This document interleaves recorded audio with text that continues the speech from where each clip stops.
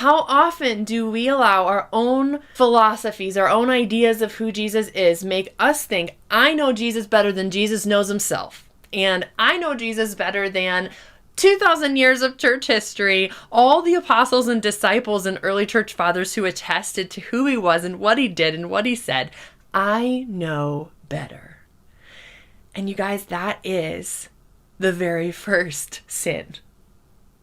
That's the very first sin. If we go back to Genesis 3, that was the very first thing. Did God really say?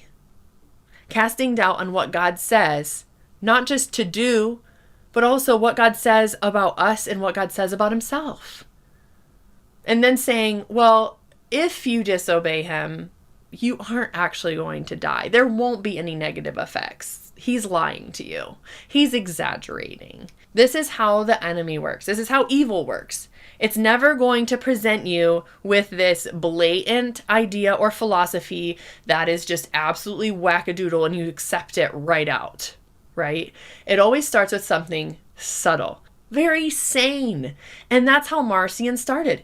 He looked out, he saw a suffering world, and he said, there's no way a good God could create this.